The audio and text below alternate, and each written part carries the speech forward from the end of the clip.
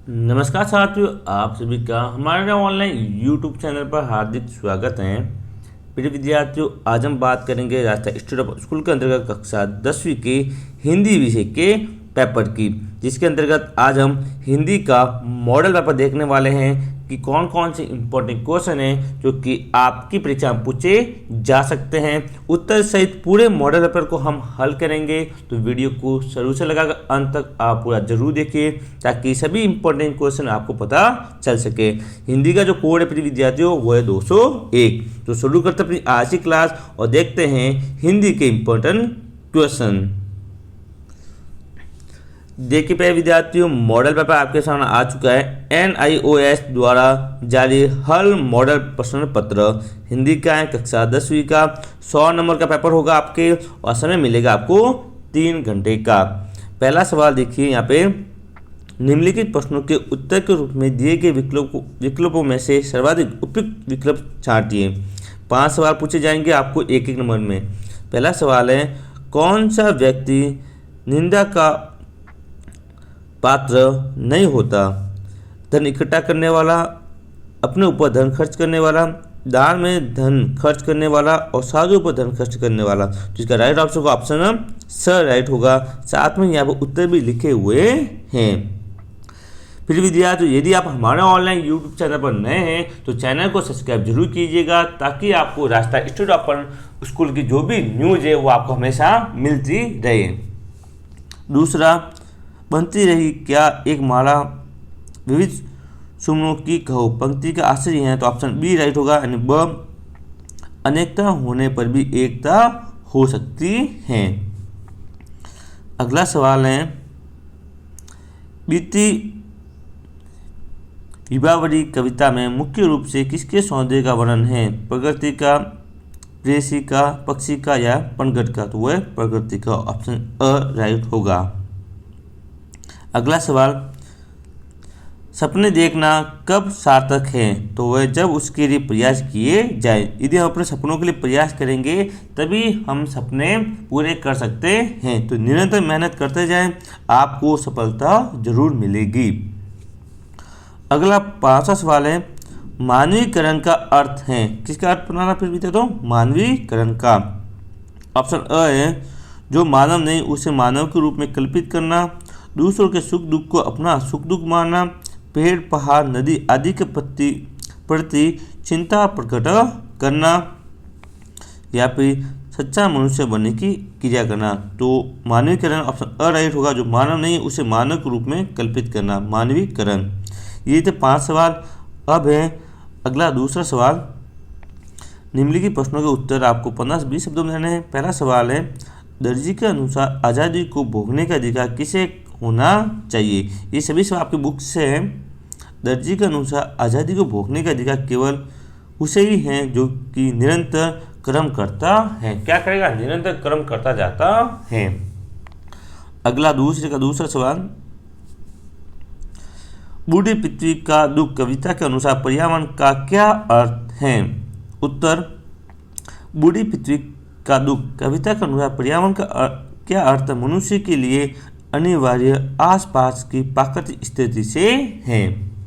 तीसरा, उनको परिणाम कविता में कवि ने सफलता से अधिक किसको महत्व दिया है? तो देखिए, कविता ने जो कवि है उसको परिणाम कविता में कवि ने सफलता से अधिक प्रयत्नों को महत्व दिया। प्रयत्न मतलब प्रयास, कि आप निरंतर प्रयास करते जाएं, आपको सफलता जरूर मिलेगी। 94वां सवाल, अलसी किसे हृदय का दान देना चाहती हैं? उत्तर, अलसी को देखकर कवि को लगता है कि यह दुबली पतली लड़की हैं जो मचलती दिख रही हैं और मानो कह रही हैं कि जो मेरे इस नीलू फूल को छू लेगा मैं उसे अपना हृदय दे दूंगी, उससे प्यार करने लगूंगी। 5वां, कबीर ने घमंड किसके करने के लिए क्यों मना किया है? जो कबीरदास जी हैं उन्होंने घमंड करने से मना किया है, क्यों किया है? तो उत्तर, कबीर ने घमंड करने के लिए इसलिए मना किया है क्योंकि व्यक्ति जिस शरीर पर घमंड करता है वो नाशवान है। क्या प्रिय विद्यार्थियों? नाशवान है।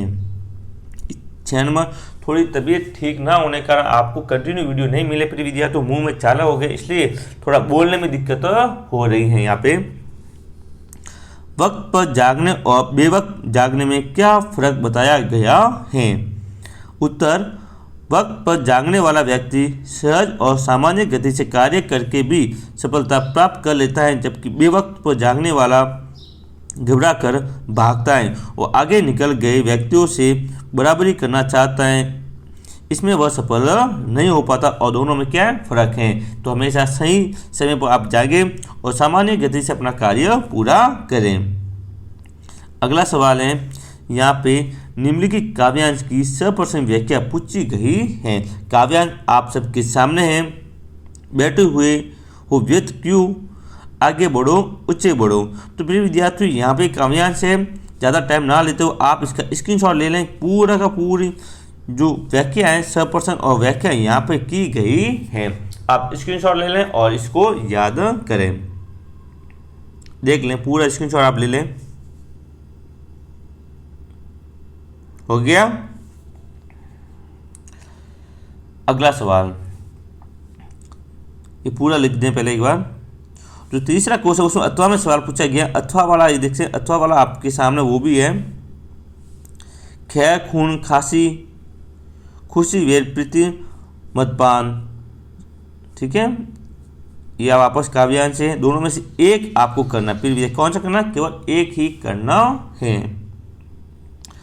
इसका भी आप स्क्रीनशॉट ले लें। पूरा का पूरा व्याख्या और सप्रश्न व्याख्या यहाँ पे की गई है। यदि एक एक लाइन पढ़ेंगे तो वीडियो बड़ा हो जाएगा और आपका भी टाइम ज़्यादा लगेगा, तो आप जल्दी से पढ़ लें।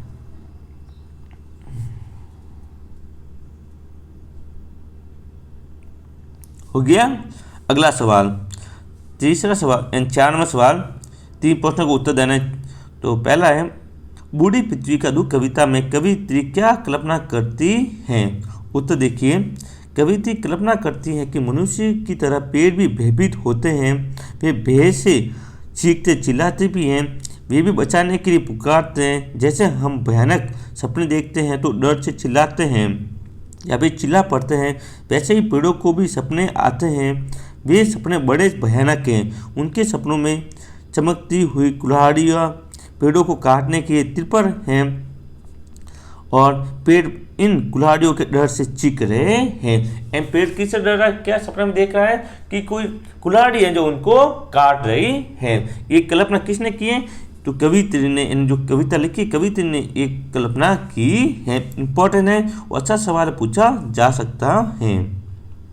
अगला, उनको प्रणाम कविता में कवि किसको प्रणाम करता है? उत्तर, देश को अंग्रेजी शासन में आज़ाद कराने के लिए बहुत से लोगों ने अथक प्रयास किए। देश को आज़ाद कराने वाले इन वीर सपूतों को अंग्रेजों ने फांसी पर लटका दिया था। कवि उन क्रांतिकारी वीरों को प्रणाम करता है जो कृत्य नहीं हो सके, यानी कि जो अंग्रेजों के सामने हमारे आज़ादी के लिए शहीद हुए, उन सभी को जो कवि हैं वो प्रणाम करता है। आगे उत्तर दिया हुआ इसके, अर्थात अपने के काम का परिणाम नहीं देख सके, यानी जिन्होंने आज़ादी की लड़ाई लड़ी थी उनको फांसी दे दी गई थी, यानी वो शहीद हो गए थे। उन्होंने अपने जो काम किया था आज़ादी के लिए उसका परिणाम, यानी भारत को आज़ाद होते हुए वो देख नहीं सके। अगला सवाल है तीसरा, चतुर चिड़िया के लिए काला और सफ़ेद दोनों रंगों के विशेषणों का प्रयोग क्यों हुआ है? तो पूरा उत्तर यहाँ पे लिखा हुआ है, आप स्क्रीनशॉट ले लें और इसको जल्दी से पढ़ें।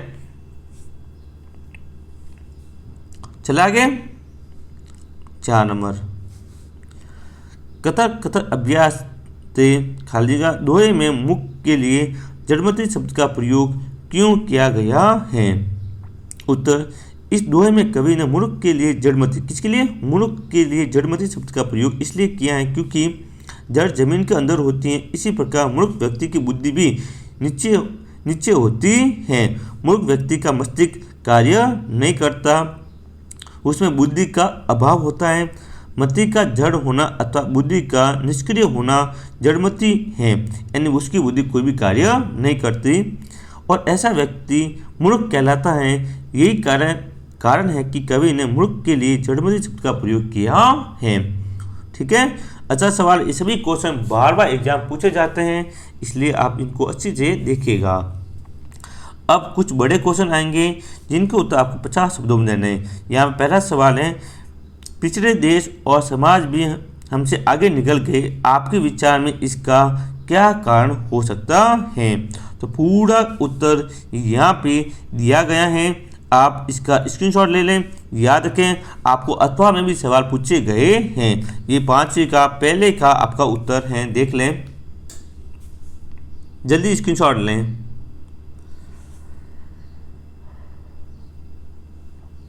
हो गया। अब इसके अथवा में भी सवाल पूछा गया है मित्रों, अपनी आज़ादी को लेकर आप भी परिवार में कई बार तनावग्रस्त हुए होंगे, आप तनाव मुक्त कैसे हुए उसका उल्लेख कीजिए अपने अनुसार। फिर विद्यार्थी, इस सवाल का उत्तर आप अपने मन से दे सकते हैं, अपने अनुसार इसका उत्तर जरूर दें, और नहीं हो तो आप ये भी पढ़ सकते हैं। अगला सवाल, अब जो 96वां क्वेश्चन, जिसमें आपको निम्नलिखित प्रश्नों के उत्तर के रूप में सर्वाधिक उपयुक्त विकल्प का चयन करना है। 6 सवाल पूछे गए हैं। पहला है, माँ बाप का कर्जा तो जन्म भर भरा जाता है, बहादुर की इस कथन से पता चलता है कि ऑप्शन बी राइट होगा, उसे माँ बाप के प्रति अपने कर्तव्य का बोध है। ऑप्शन बी यहाँ पे राइट होगा। अगला, पर कष्ट क्या पात्र की क्षमता देखकर आता है, कहने का आश्चर्य है, अमीर लोगों पर कष्ट नहीं आना चाहिए, सहने की क्षमता के अनुसार कष्ट आना चाहिए, कष्ट किसी भी व्यक्ति पर आ सकता है, प्रत्येक व्यक्ति को कष्ट झेलना चाहिए। नहीं, इसका राइट आंसर होगा ऑप्शन स, कष्ट किसी भी व्यक्ति पर आ सकता है, दुख किसी भी व्यक्ति पर आ सकता है। सुख दुख एक दूसरे के विपरीत है, पर्यायवाची विपरीत मान सकते हैं। जब सुख आएगा तो दुख भी आएगा। अगला सवाल, निम्नलिखित में से गिलू की कौन सी क्रिया लेखिका को परिचालिका के लिए सम्मान लगती थी? तो ऑप्शन अ राइट होगा, उसका नन्हे नन्हे पंजों से सिर व बालों को सहलाना। प्रिय विद्यार्थियों, यदि आपको वीडियो अच्छा लगे तो वीडियो को लाइक करें और अपने मित्रों के साथ शेयर जरूर करें, साथ ही चैनल को सब्सक्राइब जरूर करें। 4वां सवाल है, दर्जी एक प्रकार का व्यवसाय है, नीचे दिए गए शब्दों में कौन सा व्यवसाय नहीं है? देखिए, बड़ेगिरी, डॉक्टरी, कारीगिरी या फिर राजगिरी। तो यहाँ पूछा गया व्यवसाय नहीं है, तो वह कारीगिरी व्यवसाय नहीं है। अगला 5वां, बचेंद्री का पर्वतारोही बनने का संकल्प किस बात से मजबूत हुआ? पिता द्वारा पढ़ाई करने का खर्च न देने से, लड़कियों होने के कारण उपेक्षा से, सिलाई द्वारा प्राप्त आमदनी से, या उच्च शिक्षा से प्राप्त आत्मविश्वास से।